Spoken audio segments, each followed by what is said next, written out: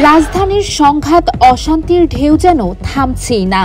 যানজটের নগর ঢাকা কর্মব্যস্ত মানুষের অনুভূতিতে অস্বস্তির এক নাম।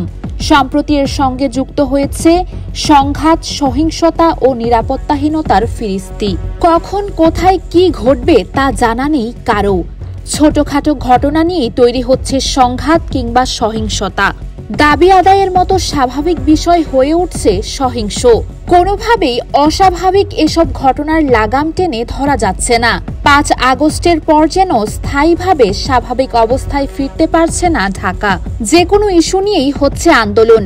কখনো আনসার, কখনো রিকশা চালক, কখনো গার্মেন্টস শ্রমিক, আবার কখনো চাকরিতে ৩৫ বছর প্রত্যাশীরা রাস্তায় নেমে পড়ছেন। সে ঘটনা রূপ নিচ্ছে সংঘাতে।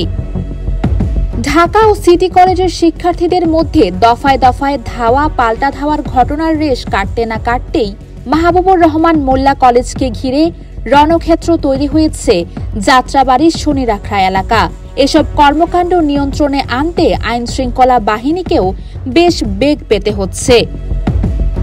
সম্প্রতি বুটেক্সের আজিজ হল ও ঢাকা পলিটেকনিক ইনস্টিটিউটের লতিফ হলের শিক্ষার্থীরা সংঘর্ষে জড়িয়ে পড়ে।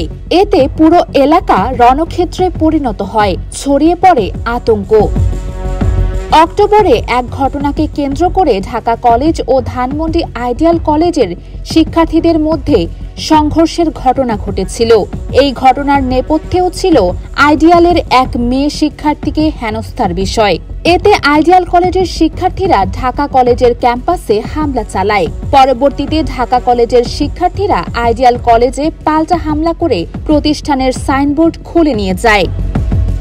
কয়েকদিন ধরে ব্যাটারি চালিত অটোরিকশা চালক ও মালিকরা বিভিন্ন দাবি আদায়ে রাজধানীর বিভিন্ন এলাকায় বিক্ষোভ ও সমাবেশ করছে।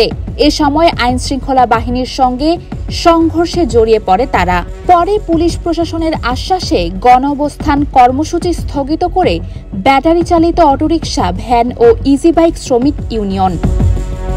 জুলাইয়ে কোটা সংস্কার আন্দোলনকে কেন্দ্র করে রণক্ষেত্রে পরিণত হয়েছিল রাজধানী ঢাকা সহ সারা বাংলাদেশ। দেশের বিভিন্ন স্থানে আন্দোলনকারীদের সঙ্গে আইনশৃঙ্খলা বাহিনী ও সরকার দলীয় নেতাকর্মীদের দফায় দফায় সংঘর্ষে সহস্রাধিক প্রাণহানির ঘটনা ঘটে। গত ৫ আগস্ট আন্দোলনের মুখে দেশ ছাড়েন সাবেক প্রধানমন্ত্রী শেখ হাসিনা। রচিত হয় এক নতুন বাংলাদেশ। তবে এর কিছুদিন পর থেকে বিভিন্ন দাবি আদায়ের আন্দোলনের নামে সহিংসতায় জড়িয়ে পড়ছেন আন্দোলনকারীরা।